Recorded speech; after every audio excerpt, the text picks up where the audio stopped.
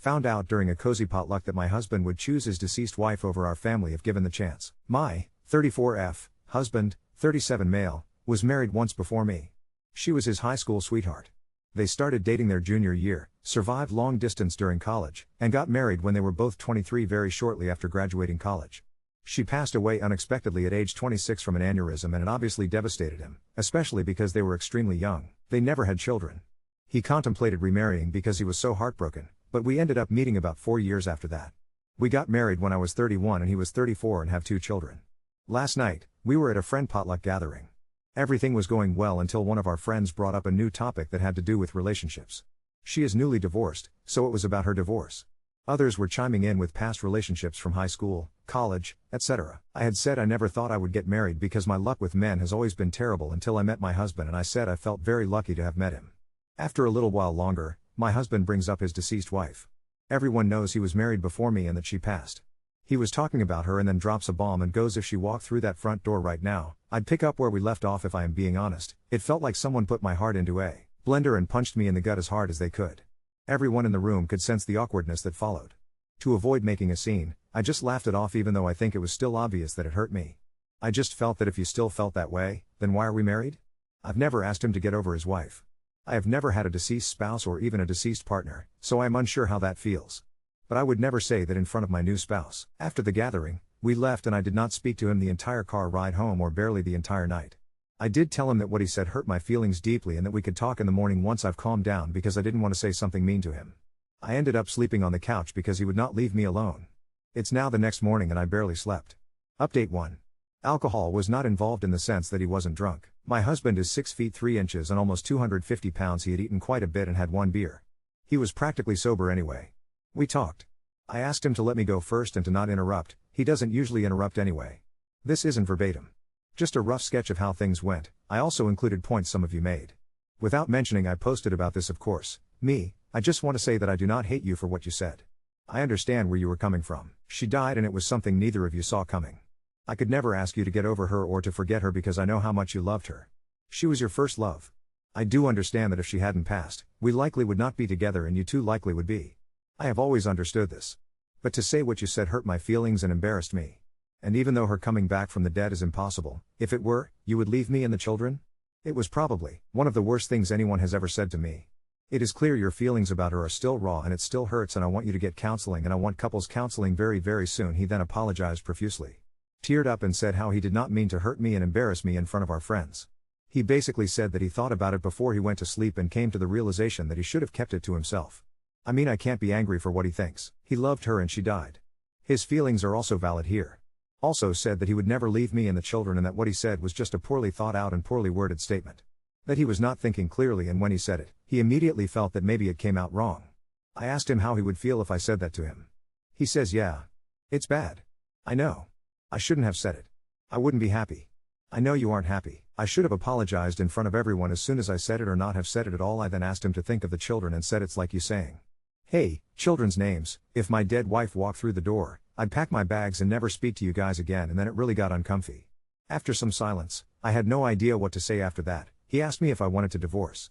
So I asked him why he would think I would want a divorce, just to see what he would say. He says he doesn't know. I didn't answer his question and said we needed to look into counseling.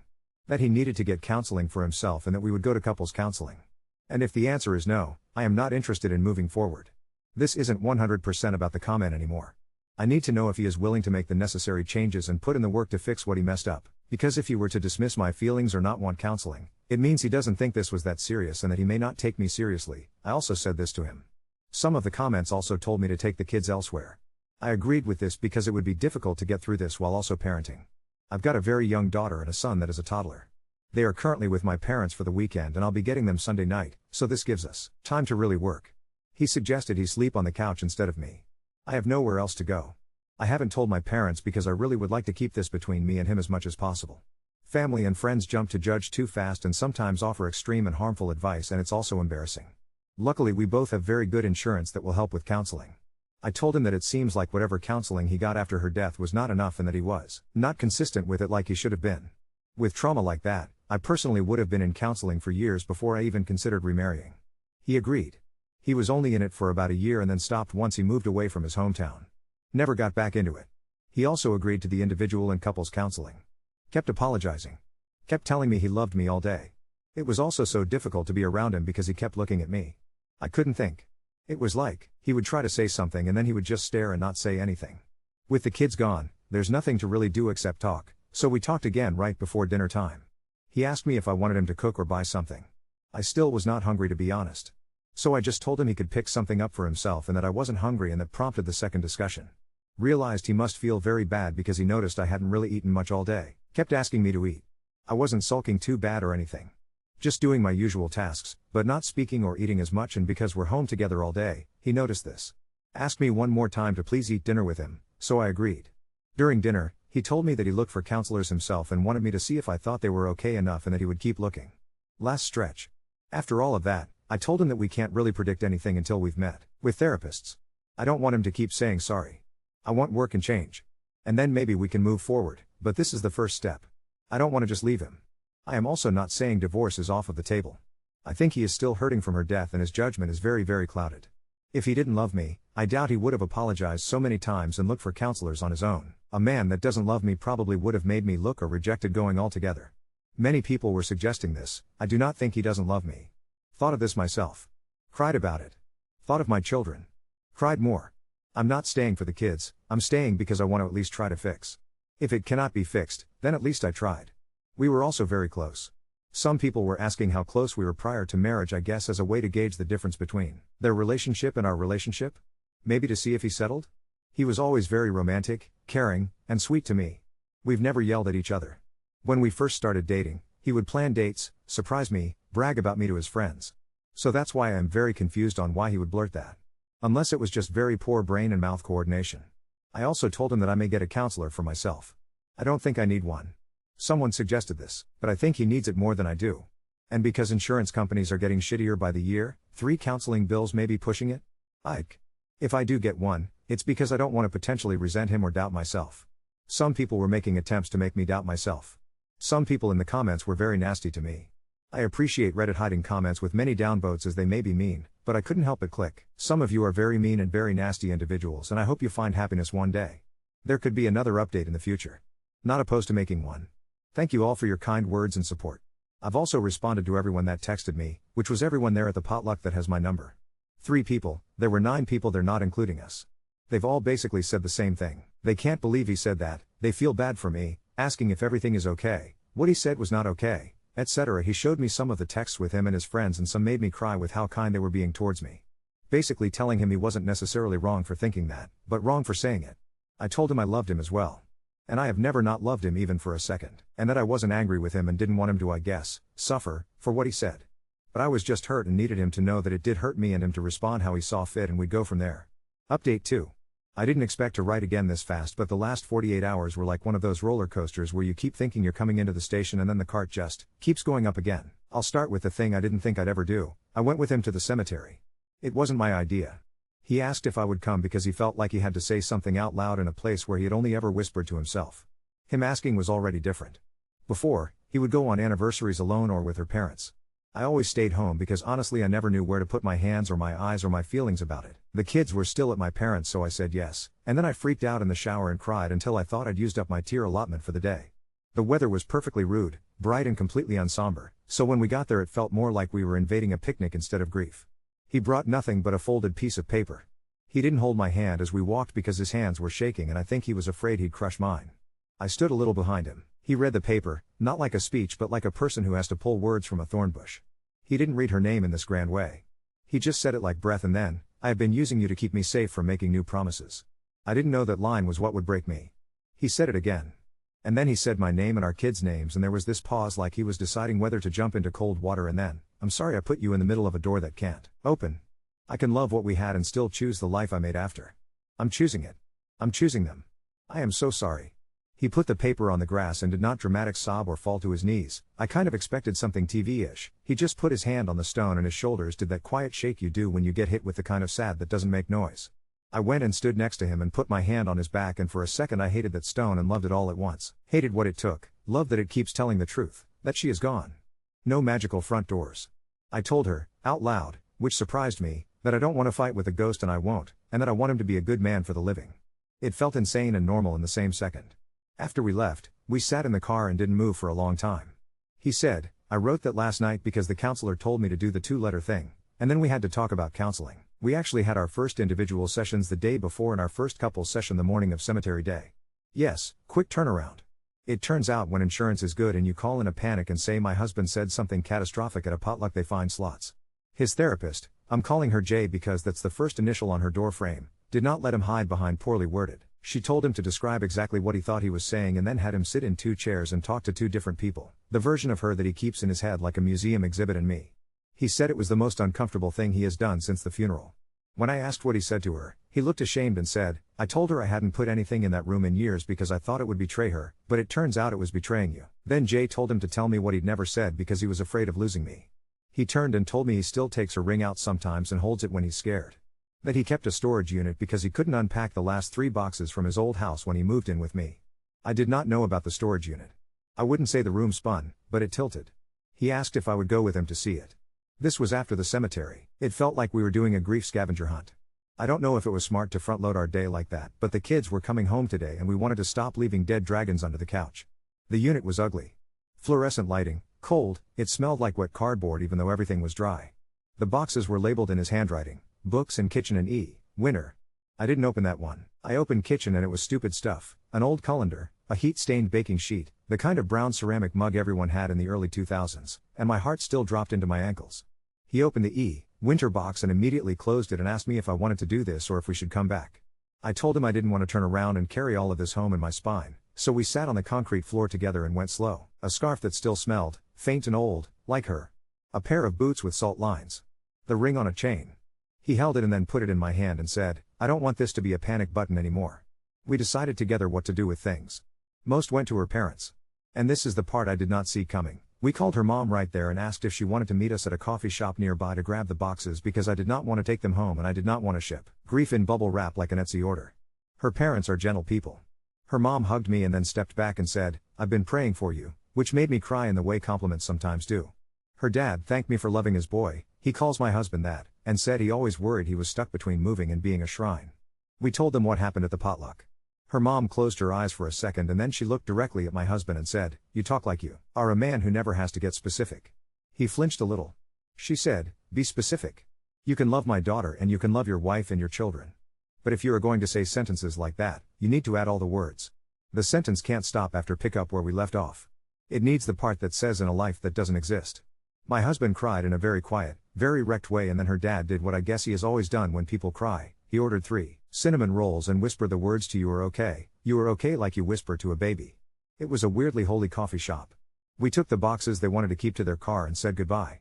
On the way back to our car, my husband asked if he could read me the second letter he wrote for the exercise.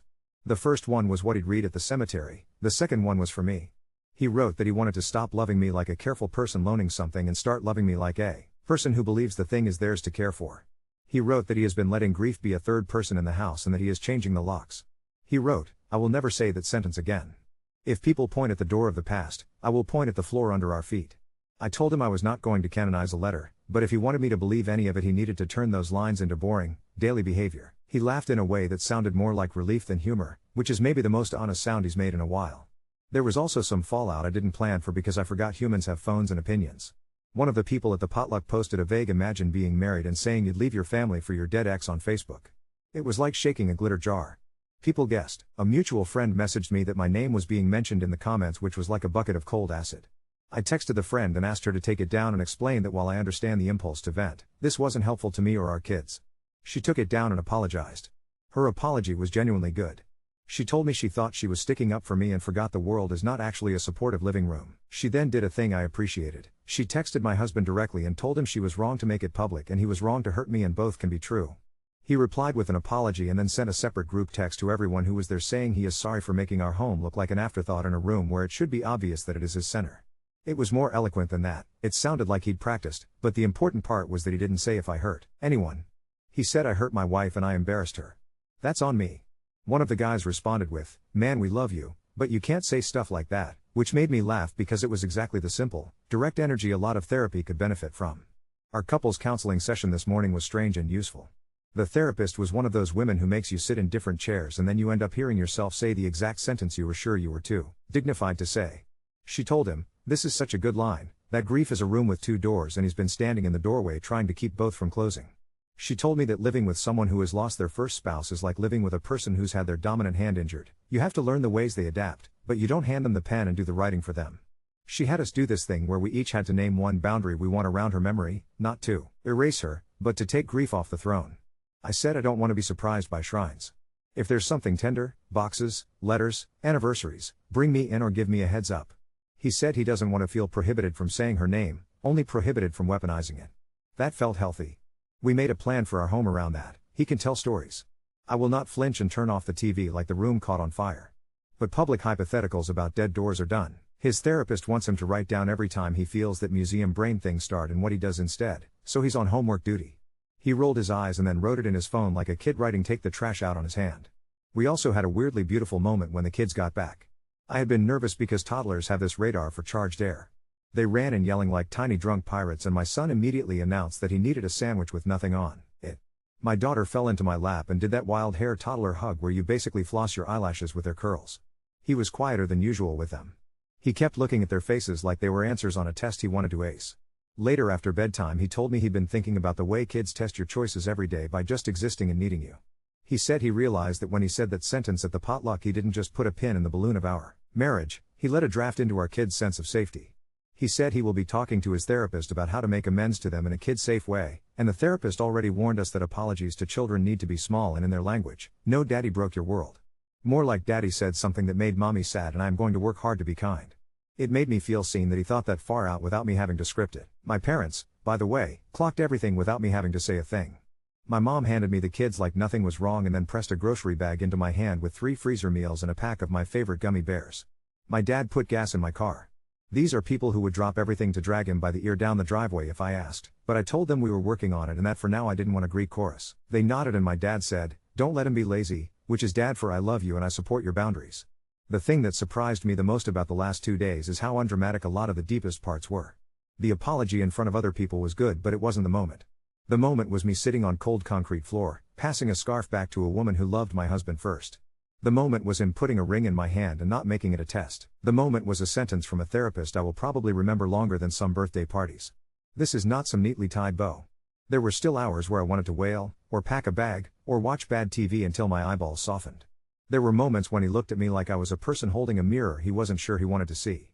There were also 3 times today where he reached for my hand and didn't look like he was asking permission from a ghost first. He told me tonight, unprompted, that he's going to email our friends who don't have iPhones, so they weren't in the group text, because he wants 0 well actually I heard floating around. He also told me he wants to plan a different anniversary trip than what he'd half-baked earlier this year because I realize I was trying to recreate a weekend I had with her and call it ours and that's gross. His word. Gross. He asked me what would feel new. I told him that right now what would feel new is him being boringly consistent for a while. He said, "So like, I load the dishwasher every night and I don't flirt with hypotheticals about resurrection," and then he grinned at me like a 12-year-old trying to charm the teacher. It made me laugh and then I cried because humor has been our bridge for so long and I missed it. I don't know what this looks like in a month. I know we have 3 more sessions scheduled and he made one for himself on Saturday morning because he said he didn't want the momentum to be just husband in trouble does 3 changes and then everyone relaxes. I know we are not making any big announcements. The only announcement will be that bedtime is at 8 and we stick to it because mama is tired. I know that I don't want to live in a house where I'm waiting for a sentence to decapitate me. I told him that if something like that ever happens again, I will not do this version of me. The next version calls a lawyer and a locksmith. He said he heard me. Not I understand, not I get it, but I hear you. It sounded like a person putting both feet down. Also, because life is still dumb and funny, on the way home from the storage unit I tripped on absolutely nothing in the parking lot and he caught me like we were in a rom-com. I told him if he had let me hit the pavement that would have been our sign from the universe and he said, dead serious, I don't believe in signs anymore. I believe in decisions. Maybe that's the weirdest, simplest thesis of this whole thing. If you made it this far, thanks again for not assuming I'm a martyr or an idiot. I'm still hurt. I will be hurt for a bit. But I am not helpless and I am not living in the doorway. He isn't either. At least today he isn't. We'll see about tomorrow. He put the kids to bed and I heard him singing terribly off-key and I felt that small, very ordinary ache in my chest that I think is what love is supposed to feel like when it's pointed at the present tense. That's enough for now. I'll update if anything explodes or beautifully, boringly, keeps not exploding. Update 3. I thought the next thing would be quiet. Like, let the ink dry on all the good intentions and do the boring thing of living. Instead, the universe handed me a week that was a combination of jury duty, open heart surgery, and a PTA bake sale. The first weird thing happened at the pediatrician. Our son had that cough that sounds like a tiny accordion, and I took him in because toddlers don't believe in moderation. He's fine, he's always fine, he's built like a potato with opinions, but when they handed me the clipboard to confirm our info, the emergency contact line punched me. His first emergency contact wasn't me. It wasn't even my mom, which would have still been annoying but at least thematic. It was her mom. My brain did that freeze frame where everything narrows and then dramatically zooms out, and I could feel the cartoon steam coming out of my ears. I didn't make a scene at reception because I am not going to be the woman who yells in front of a fish tank with a plastic castle in it. I changed it. I wrote my name. I gave my number. I circled it. I smiled at the fish. I got in the car and sat there and debated 40 different ways to handle it, and chose the one where I texted him a picture of the form and the words, "This needs to match the life you say you're choosing." He called me immediately. Not a text, not a "we'll talk later." A call. He sounded like a person who had been told the fire alarm was going off and then realized he was holding the batteries. He said he'd fixed his HR systems months ago, but he hadn't checked the pediatrician because he assumed it all rolled over. He left his desk, drove to his primary care, to the dentist, to his job portal thing, and made sure my name is the name. He sent me screenshots with so many blacked out boxes he looked like his own CIA file. He cried in the parking lot of our dentist. He said a woman in a minivan handed him a tissue and told him it was allergy season, and he said yes because saying I'm editing the ghost out of my paperwork felt like a lot. If that had been the only thing, cool, we'd have had a weird admin win and called it a day. But then the past kept trying on funny hats to see if we'd notice. He had a work thing, more of a work, social, thing. One of those, we're not a family, but we are gathering after hours to eat hummus events.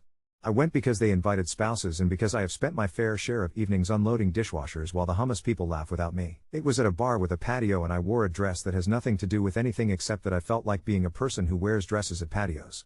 The night was fine, in the way adult hangouts are fine. Then the playlist guy put on a song I have only ever heard when people post black and white slideshows of their weddings on Facebook. I saw it hit him. Like a wind that tips you back a half inch. He looked at me and he didn't do that thing where men stare into the middle distance like they are the main character in an indie film. He leaned in and said, "This song is a punch I used to like. I'm going to go inside and order waters for us both." He made it small. He gave me a job, hold the table, and he gave himself a job, go not cry in a bar bathroom. He came back with waters and no empty sentences. Later in the car he said he used to think loyalty meant standing still when the music started. Now he thinks it means being brave enough to step out of the rhythm if it's going to knock him into someone who didn't sign up to be a crash pad. I told him I liked the version of him who buys waters.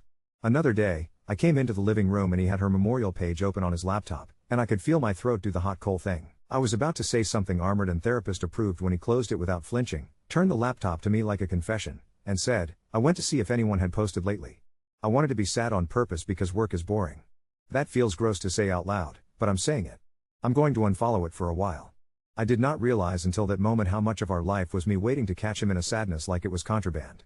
He made it not sneaky, he unfollowed it.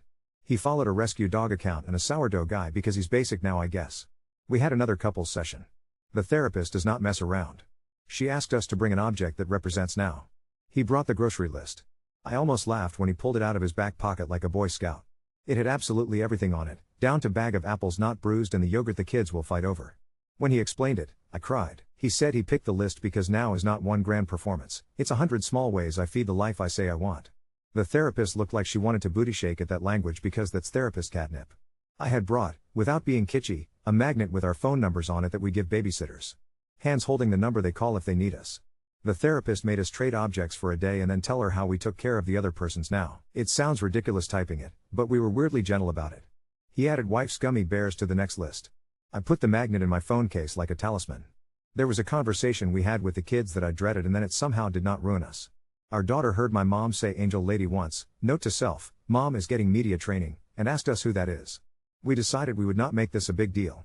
We kept it kid-sized. He said, "There was a person daddy loved a long time ago who died, and sometimes that makes daddy sad. But I am here with you and mommy, and I am going to keep choosing to be kind to our family."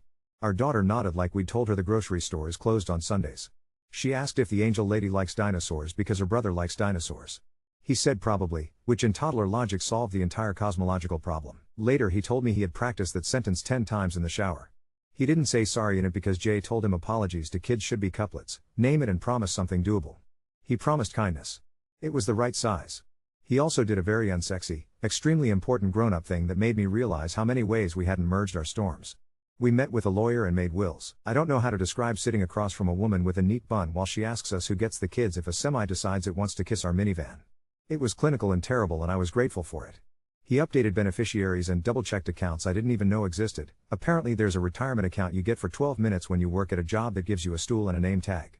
He kept texting me, "Your name is on this now." The lawyer asked if we had any previous designation complications. He flinched and said, "We had ghosts on some lines. We cleaned them. We picked guardians. It wasn't his parents because they're older, and it wasn't mine because my dad has already declared that toddler Ubers are a crime against God. It was my brother and his wife, who are chaos, but they have more energy than the sun and they love our kids like it's their job." The act of writing it down made me feel like we'd finally stopped letting fate improvise. It also made me cry in the bathroom at the lawyer's office, quietly, in one of those bathrooms that have lotion for no reason. He stood outside the door, and when I came out he didn't say, "What's wrong?" He said, "That was heavy," and handed me a water, because he is now a man who brings waters. There was one wobble. He called the morning of his second individual session and asked if they could reschedule because he had a meeting. Jay said yes, because therapists are not prison wardens, and he hung up and felt instantly like he'd just kicked over a sandcastle he asked us all to admire. He called back. He put the meeting on someone else's calendar. He told me, unprovoked, what he'd done and undone. Old him would have come home that night and casually mentioned that things got busy while he stared at the TV. New him told me at 10:12 a.m., which is when I was making a peanut butter sandwich and wiping off a dinosaur that had been baptized in honey. He went to the session and told Jay he'd tried to ditch. Jay made him write down 5 reasons he did that and 5 ways he's going to notice that impulse sooner. He hates homework. He did it anyway. I saw the paper later. One of the reasons was I don't like being watched by a professional who can tell I've been performing grief like a talent show. Another was I got used to earning good guy points for being sad. He is either getting very honest or he has started therapy Mad Libs. We went back to the storage unit to close it out officially. There was one last box with paperwork and a ridiculous Snow Village church that lights up with a tiny bulb. The kind of thing that makes you roll your eyes until you plug it in and then your heart goes, "Oh, it's cozy." It had been hers and he'd never set it up again because he thought it would be disrespectful or too hard or both. He took a picture and sent it to her mom and asked if she wanted it. She said we should keep it if we ever wanted to make a Christmas village for the kids. I looked at him and said, "I think our Christmas village can start with something that isn't a church." He laughed and said, "We can have a Christmas village with a dinosaur museum." We gave the church to her. He closed the unit. He did the thing where he rubbed his hands like he just washed them in a sink with no towel. On the way out he said, "I'm sorry it took a storage lease to get me to choose." I told him I don't care what tool he uses as long as he builds something. Her best friend reached out to me. Not him, me. She asked if we could meet.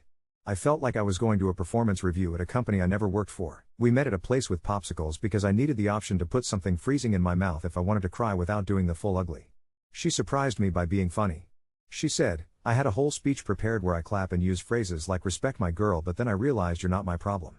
He was my problem, and from the looks of your text, he's doing the things.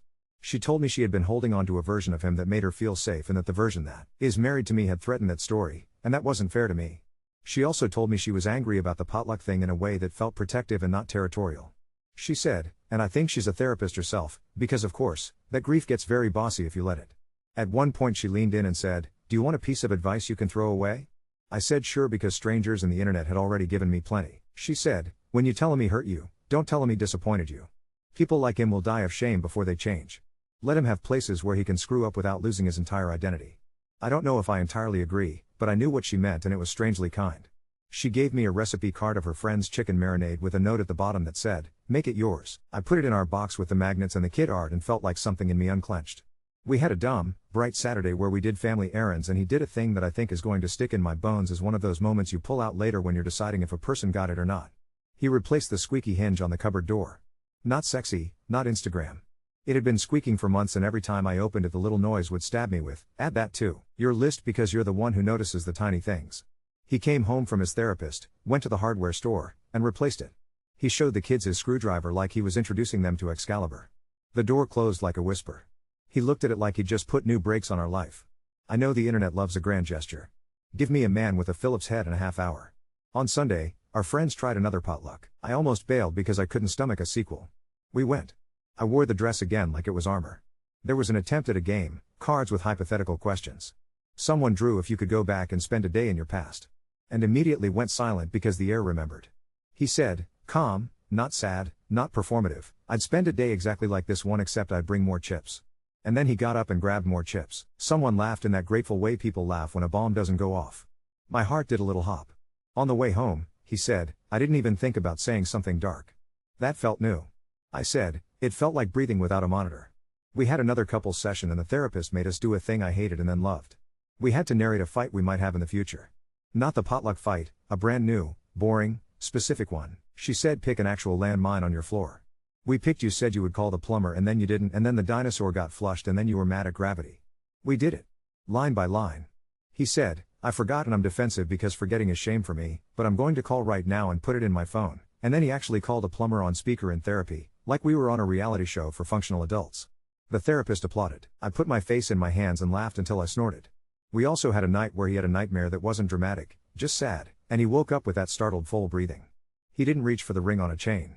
He reached for the coin he had made with the kids' initials on it. Yes, he got extra about it. He found a guy on Etsy who stamps letters into metal like this as a late 90s music video, and he closed his hand around it and he breathed like Jay taught him. In for 4, out for 6. He said, I'm here, into the dark. I said, I know. We went back to sleep. In the morning he told me he woke up without that guilt-sadness hangover that used to make him treat me like a roommate who had used his toothbrush. He made coffee for me before I could get to the machine, and when our daughter came in and asked if animals know when it's their birthday, he said, yes, all animals have secret calendars, and I realized we were going to be okay for at least the duration of breakfast. There was one more unexpected intersection of families. My parents ran into her parents at the farmer's market. My mom texted me I met your other mother-in-law, which is very her. They chatted. No one cried. Apparently my dad asked her dad if the place by the library still makes the good lemon bars, which he would ask at a funeral. They said yes. When we told him later that evening, he went very quiet and then said, I'm relieved. He had been carrying this secret fear that the two worlds would smash and I'd have to choose who to hide. Nobody smashed. Somebody bought apple cider donuts. He planned a thing that could have been our anniversary but wasn't, which is exactly why I said yes. He booked a one-night, deeply unimpressive motel 20 minutes away where the biggest draw is that it is not our house. He called it our practice night. He arranged for my brother to watch the kids. He told me the goal was to be aggressively boring. We brought takeout. We watched a show where people build tiny houses and then remember too late that humans have knees. He asked me a question that I didn't realize I've been waiting my whole body to hear. What am I missing about you right now? I told him I feel like I'm carrying a clipboard everywhere even when my hands are empty. He took the clipboard, not forever, because that's not a thing, but for the night. He set the alarms. He checked the doors. He made the call to Venmo my brother who always forgets to request. In the morning, I woke up and there was that sliver of sun that sneaks in and turns everything hazy, and I felt that very human ache that is small and good and not cinematic at all. None of this is magic. He didn't transform into a griefless golden retriever husband.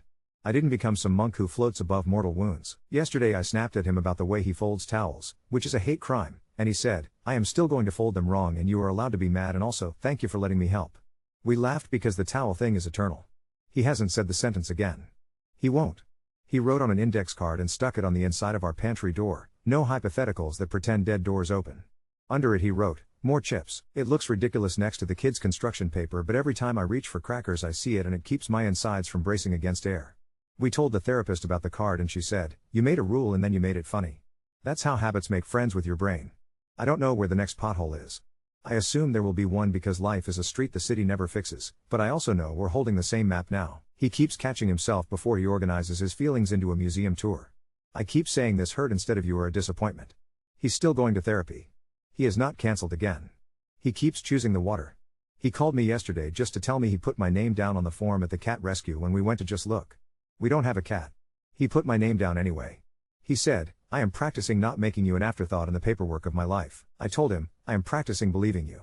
If you want a tidy bow, I can give you this. Our son has decided he's Batman and refuses to answer to his actual name and my husband introduced him at the park as Batman without blinking. Later he whispered to me, see? I can pick a reality and commit. If 5 months ago he was a man standing in a doorway looking back, this week he has been a man who, when asked where he'd spend a day in the past, chose the chip aisle.